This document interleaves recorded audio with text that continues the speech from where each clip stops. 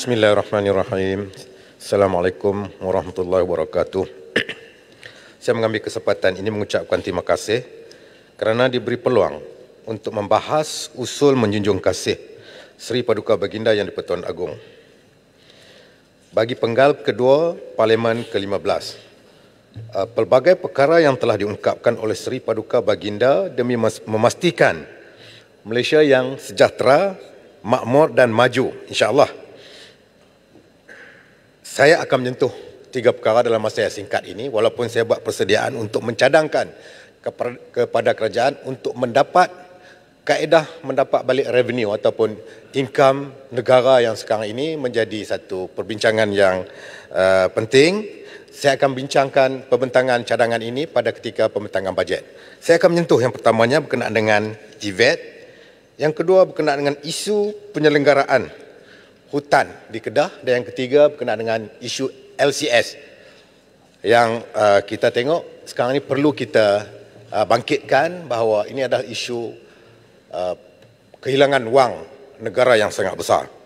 Jadi untuk kesempatan ini saya ingin merakamkan juga ucapan takziah serta rasa simpati ke atas kerajaan serta rakyat Turki dan Syria yang diuji dengan bencana gempa bumi terburuk dalam sejarah bencana alam di dunia mutakhir ini.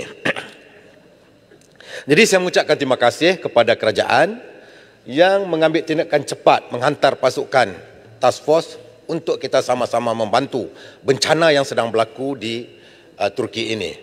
Seperti mana kerajaan mengambil tindakan cepat, isu krisis makanan babi dibawa kabinet. Begitu juga isu krisis telur dan juga ayam, perlu juga kita menyokong semua perkara-perkara yang melibatkan rakyat supaya telur dan ayam juga dibawa ke kabinet untuk dibincangkan supaya penyaluran keperluan rakyat kita akan menjaga kebajikan mereka. Dalam pilihan umum yang ke-15 dahulu telah menunjukkan bahawa pengundi telah memberikan satu mandat sepenuhnya kepada ahli-ahli parlimen yang ada pada hari ini, yang mana saya daripada lubuk hati yang dalam ingin mengucapkan jutaan terima kasih kepada semua pengundi yang telah melaksanakan tanggungjawab pada PRU yang ke-15 dahulu, khususnya dalam Parlimen Pendang. Saya bukanlah nak bermegah, 75% lebih pengundi keseluruhan Parlimen Pendang telah mengundi saya dengan majoriti hampir 32,000. Jadi saya ingat Menteri Kesihatan tu kena ambil perhatian sikit bila turun ke hospital Pendang tu, jangan duk langgak tak tahu hala sangat. Okey? Saya tahulah arahan daripada Jeneral Maulud Putrajaya menyebabkan Menteri Kesihatan yang tak beradab ini turun tanpa memberitahu. Tak ada akhlak. Saya anggap amanah ini dan tanggungjawab, saya mohon tarik balik kata-kata itu tidak baik. Serta kepercayaan bagi sekali lagi mewakili Parlimen Pendang. Minta kat speaker lah, apa minta kat saya? Tak kerti kot. Apa ni? Belajar dulu. Yang berhormat Pendang, tarik balik. Ya, terima kasih Tuan Speaker. Tak ada masalah, tak ada akhlak. Bukan saya kata nama binatang ke apa macam dengan apa ni, ulu langat kata kat saya pun saya boleh terima. Ini saya kata tak ada akhlak, bukan saya maki ke apa ke. Yang berhormat, benda tu spesifik. Kalau please quote the peraturan. Peraturan berapa? Jangan cabar speaker lah. Dia bukan cabar. Biarlah ada benda kita buat tu berdasarkan fakta. Takkan boleh tak tahu tembak peraturan, ambil syarat. Ya, okey, baik. Saya teruskan dahulu. Ini jelas menunjukkan rakyat. Pendang. Saya belum habis bercakap lagi.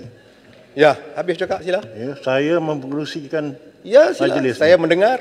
Anda bertanya pada saya kan? Ya. Sila lihat 36.1. Seorang ahli tidak dibenar menyebut nama ataupun satu benda spesifik. Ini yang berhormat menyebut Menteri Pendidikan, Menteri Kesihatan. It is spesifik. Jadi saya minta saya tarik balik. Sebaik tarik balik. Tarik balik. Baik. Okey, baik. Makasih. Menteri, silakan. Terima kasih, Datuk Speaker.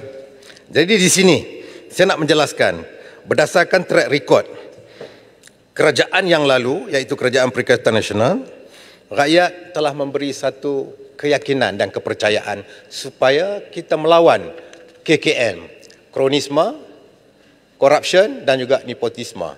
Dia bukan sahaja kita bercakap untuk memerangi, tapi kita kelihatan memerangi dengan tindakan bermula daripada pemimpin. Kita orang atasan kena melaksanakan dulu daripada apa yang kita sebut kita nak memerangi corruption, kronisme dan juga nepotisme.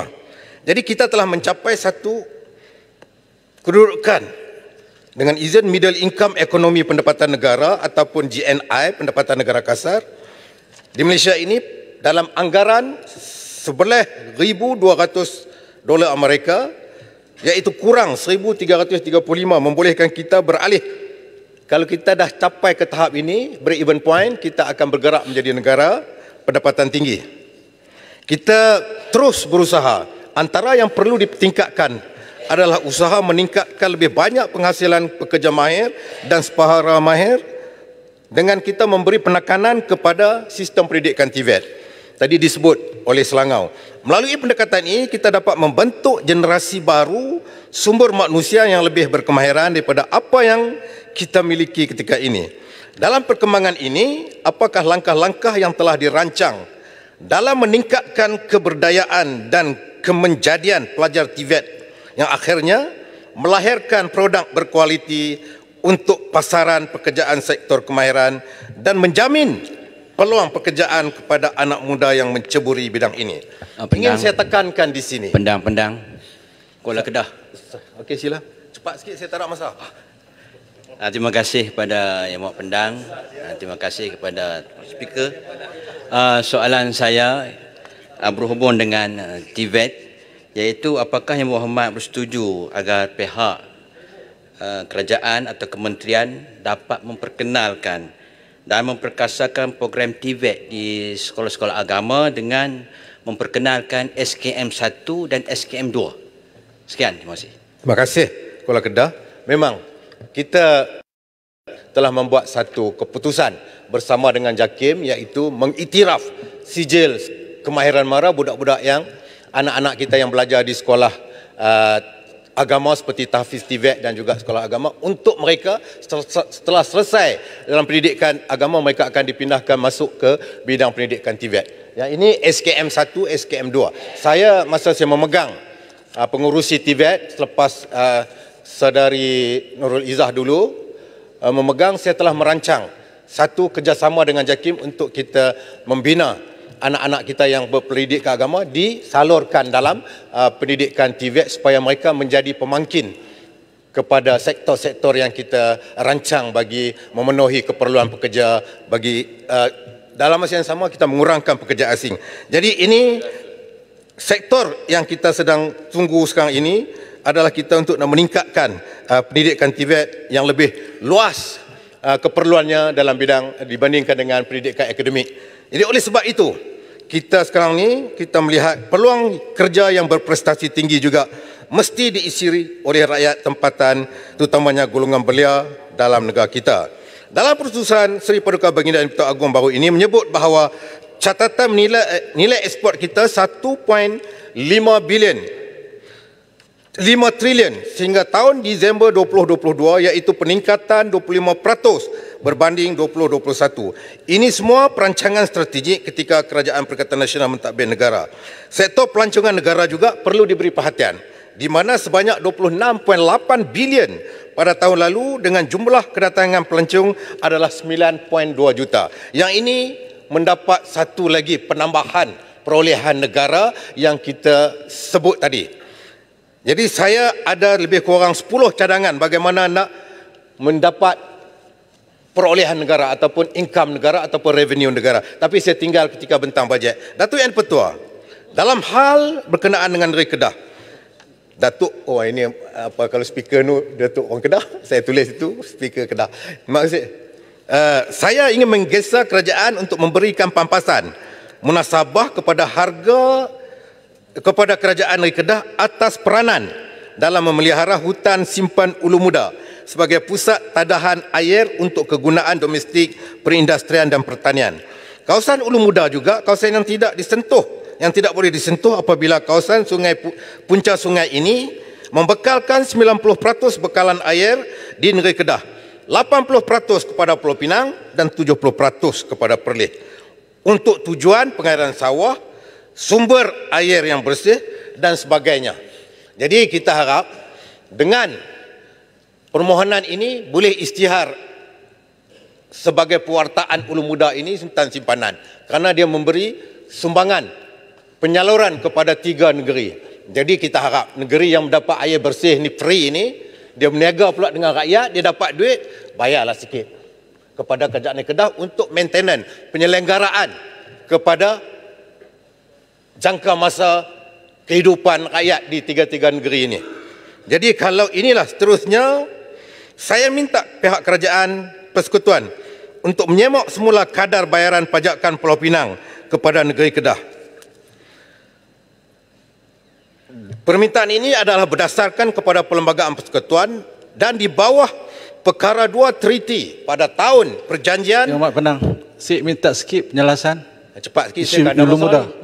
Ni saya dah panjang. Ulu Muda tu masuk dalam Parlimen Sik tu. Yang Mak Penang beringat sikit ya. Yang Mak sebut tadi bagaimana Datuk Speaker dia warning saya pula tu. Pengorbanan khususnya rakyat Sik lah yang menjaga Ulu Muda itu sebagai kawasan hutan simpan tadahan air. Jadi adakah yang bermak setuju supaya permohonan Kedah untuk Pulau Pinang bersama-sama memberi komitmen membantu pemeliharaan itu disambut oleh kerajaan persekutuan supaya menjadi perantara yang baik bagi memastikan Pulau Pinang juga bersama membantu memberi pempasan kepada kerajaan ini Kedah. Terima kasih. Terima kasih, Syed. Saya nak baca perjanjian pada ketika 6 Mei 1869 di antara Inggeris. Dengan izin, the Governor of British Colony of the Strait Settlement shall pay annually to His Highness the Young Duke of Kedah. Dia tulis itu. QUEDAH. Itu perjanjian. Ni perjanjian ni. Saya kena baca ikut perjanjian. Pendang mohon penjelasan. Sekejap, saya habis dulu. The Tian Yang Dipertuan of Kedah, $10,000 as long as Her Britannic Majesty shall continue. Pendang mohon penjelasan. Saya tak faham tu. Tak berapa jelas sebutan bahasa Inggeris tu, tak berapa jelas tu. Course hereafter mentioned. Berdasarkan rekod Pelat Kedah tu, Pendang, Pelat Kedah saya tak faham. Berdasarkan rekod matawang perdagangan yang digunakan ketika itu 1869 adalah Spanish silver dollar. Kerajaan kekal membayar jumlah tersebut dengan denominasi ringgit. Jadi saya harap perjanjian ini telah kita baca, kita harap kerajaan mengambil perhatian dan tindakan kepada apa yang kita bangkitkan. Seterusnya yang ketiga saya nak bangkitkan isu LCS, iaitu Literal Combat Ship, yang mana perbelanjaannya 9 bilion untuk 6 kapal, dah dibayar 6 bilion. Tetapi satu kapal pun tak siap lagi, apa yang saya dipahamkan. Kos yang sama 6 bilion untuk 6 kapal diturunkan kepada 5 kapal. Ini statement yang dibuat oleh pegawai tinggi dalam Kementerian Pertahanan. Bila boleh siap walaupun 5 kapal. Saya nak sebut di sini, mohon jaminan dari pihak kerajaan di dalam Dewan Yang Mulia ini bahawa semua pesalah yang terbabit di dalam skandal LCS ini tidak akan dilindungi di atas apa-apa kepentingan politik, semata-mata akan dihadapkan ke Mahkamah Pengadilan sesegera mungkin. Saya harap isu ini besar melibatkan Menteri Pertahanan di depan ni. 6 bilion ringgit duit rakyat. Terima kasih Menteri Pertahanan. Kita jangan lindung benda-benda macam ni. Tak kiralah siapa yang terlibat. Sebab ini melibatkan satu jumlah duit yang besar dan juga kelengkapan peperangan yang boleh mendedahkan kelemahan Angkatan Pertahanan Negara. Jadi kita jangan buat main-main dengan security of country ini. Okey, dengan izin. Jadi yang seterusnya saya nak sebut juga yang terakhir berkenaan dengan ekonomi tadi, yang mana kita tengok kerajaan perlu melihat kepada bagaimana kita nak mendapat balik defisit yang berlaku dalam negara kita daripada 649 bilion yang ditinggalkan pada 2018, sekarang sudah hampir hutang negara menjadi 1 trilion. Bolehkah kerajaan breakdown ataupun itemize ataupun senaraikan peningkatan dalam masa 4 tahun lebih ini sehingga menjadi hampir 1 trilion ni? Apakah perbelanjaan besar negara yang menyebabkan kita menanggung hutang yang begitu besar sehingga menjadi 1 trilion dalam masa 4 tahun setengah? Ini satu keajaiban. This is a miracle.